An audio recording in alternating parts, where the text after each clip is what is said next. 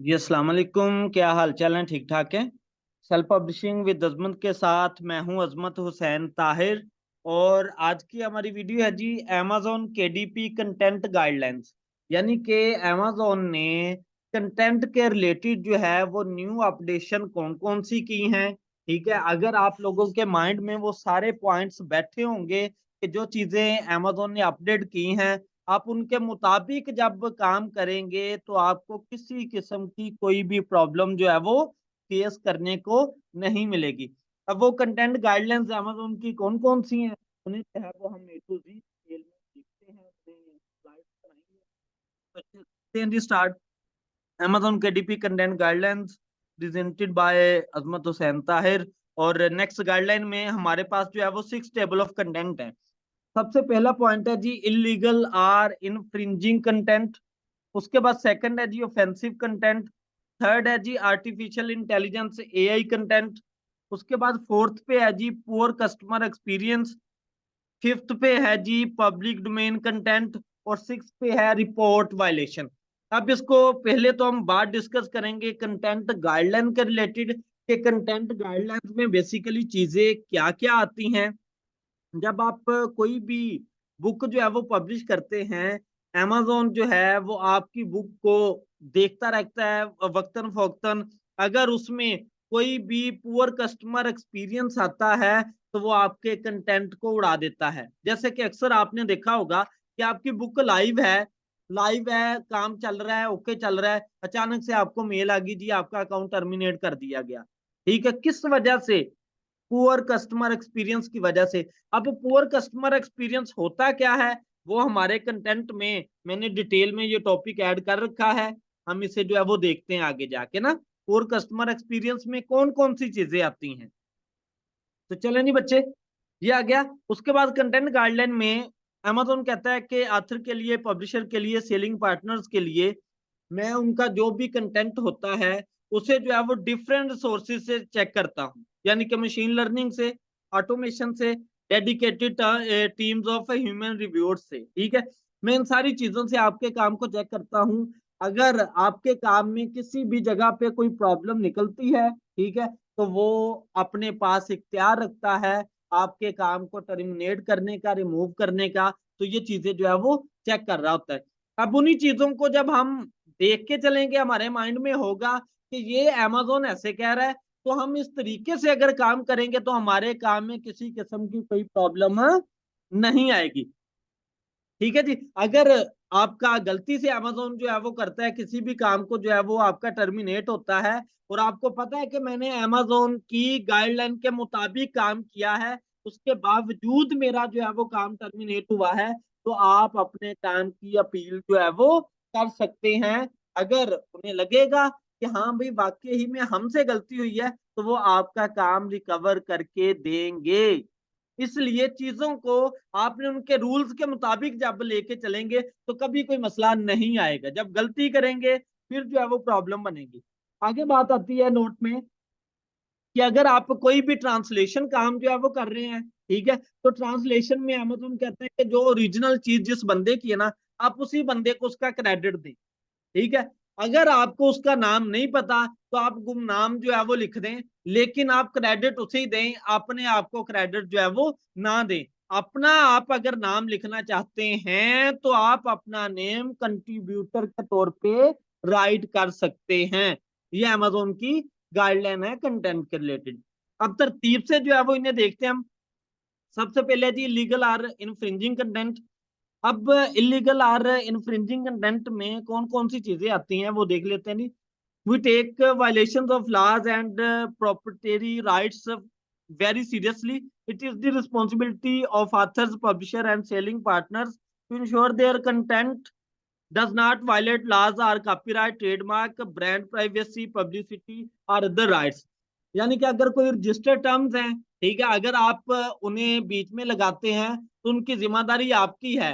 अगर वो निकल आते हैं कॉपीराइटेड तो अमेज़न उसे कभी भी किसी भी तौर पे तस्लीम नहीं करेगा, आपके काम को वो रिमूव करेगा ही करेगा। इसलिए ट्रेडमार्क को चेक करना, कॉपीराइटेड कंटेंट तो नहीं है, इसको चेक करना, ये सारी चीजें आपकी जिम्मेदारी हैं। और मैंने ये कैसे चेक करना है ट्रेडमार्क का, ब्रांड का, ये सारी चीजें मैंने आपको बताई हैं।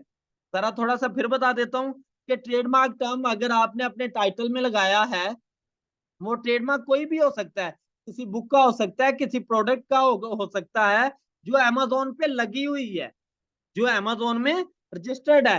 तो उसके लिए टेस्ट मैंने एक वेबसाइट बताई है, उधर से जाके आप लोग ट्रेडमार्क जो है वो चेक कर सकते हैं। अपने टर्म्स को जो आप कर रहे हैं काम, उसको जो है वो देख सकते हैं कंप्लीट डिटेल में। ठीक है जी। तो इस तरीके से आप अपना ट्रेडमार्क, मैंने प्रीवियस बहुत सारी वीडियोस में ट्रेडमार्क चेक करना बताया है। सही है ये चीज। उसके बाद ब्रांड की बात करें, ब्रांड चेक करने वाला, तो ब्रांड किस तरीके से चेक होता है? ब्रांड बेसिकली किसी भी ऑथर का नेम है, ठीक है, किसी भी कंपनी का नेम है, किसी भी पब्लिशर का नेम है। अगर उस ब्रांड नेम से पहले कोई चीज पब्लिश है तो आप सेम कॉपी पेस्ट ब्रांड जो है वो यूज ना करें। ये बच्चे सारी की सारी चीजें किस में आ रही होती हैं? इलीगल आर इनफ्रिंजिंग कंटेंट में आती हैं। बाकी चीजें मैंने इधर जो है वो राइट की हुई हैं, आप इन्हें जो है वो रीड आउट कर सकते हैं। जिस जगह पे प्रॉब्लम आए आप मुझसे कमेंट सेशन में पूछें, मैं आप लोगों को बच्चे बताऊंगा। अब नेक्स्ट बढ़ते हैं जी, ऑफेंसिव कंटेंट। ऑफेंसिव कंटेंट क्या है? कि आपने किसी के रिलेटेड जो है वो हेट स्पीच नहीं करनी, ठीक है, सेक्सुअल कंटेंट नहीं करना, आपने टेररिज्म को प्रमोट नहीं करना, कोई भी इस तरह का कंटेंट जो है वो आपने नहीं लेके आना जो नेगेटिविटी जो है वो फैलाए, जो किसी के माइंड पे जो है वो असर करे नेगेटिव लिहाज से। अगर किसी भी तरह से नेगेटिविटी आएगी तो वो किसी भी सूरत आपका कंटेंट काबिल कबूल नहीं होगा। तो ये चीजें आप लोगों ने अपने कंटेंट में शामिल नहीं करनी।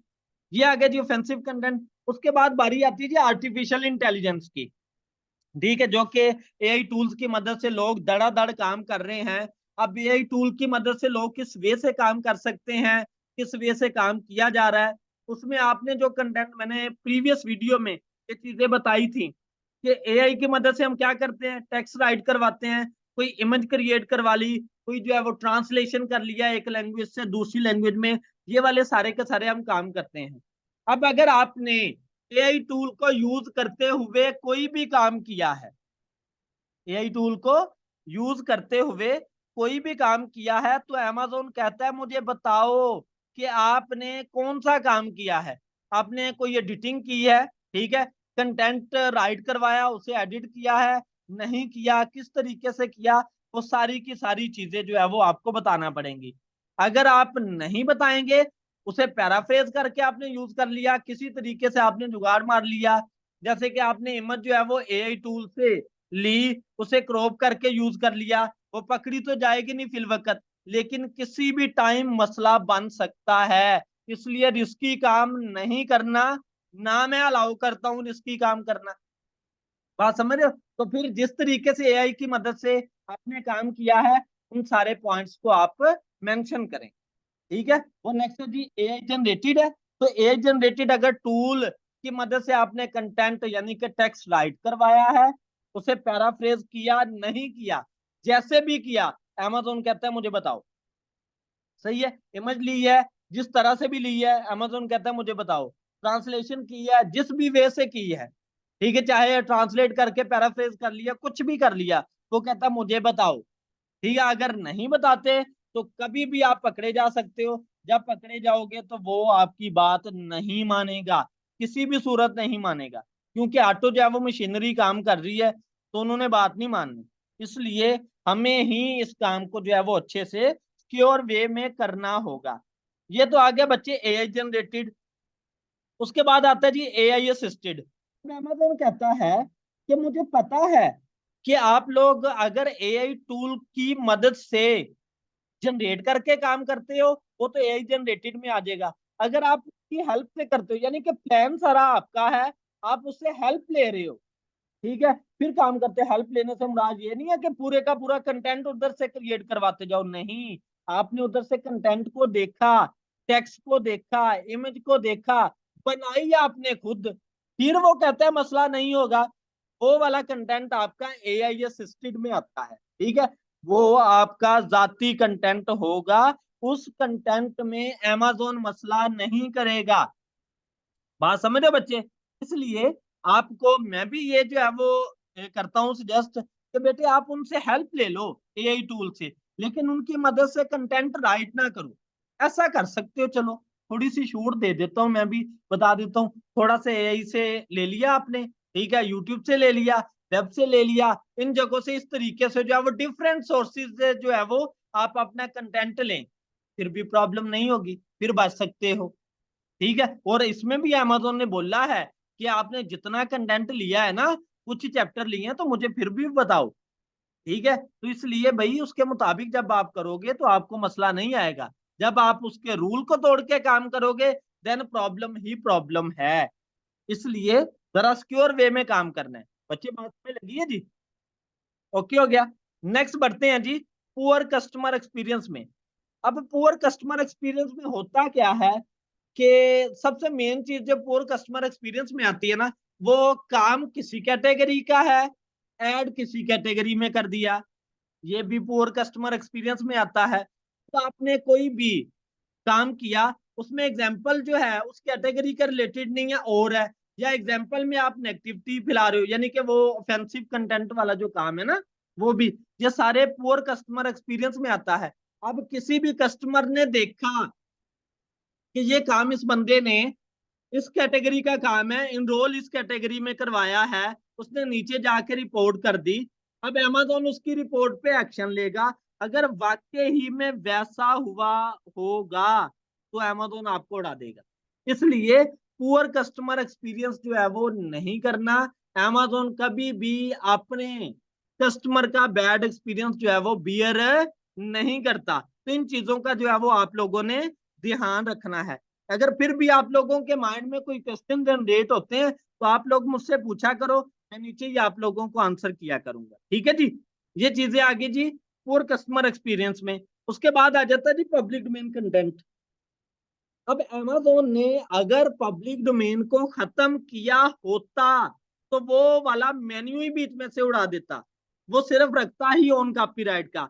अमेज़न ने पब्लिक डोमेन कंटेंट को खत्म नहीं किया, वो अलाउ करता है, लेकिन हमारे काम का तरीकाकार क्या है, हम चीज तो पब्लिक डोमेन की लेते हैं, उधर से टाइटल भी उड़ा दिया, चीजें भी बीच में से चेंज कर दी, सारा कुछ ऑन कॉपीराइट पे लगा दिया। जब कभी वक्ती तौर पे तो वो लाइव हो जाएगी, लेकिन जब कभी आप पकड़े जाओगे तो वो आपको उड़ा देगा, वो माफी नहीं देगा। सही है, अगर पब्लिक डोमेन का आपने कंटेंट लिया और उसमें ये चीजें चेक करें कि ये वाला जो टाइटल मैं लगा रहा हूँ ये अमेज़न पे पहले से मौजूद तो नहीं है।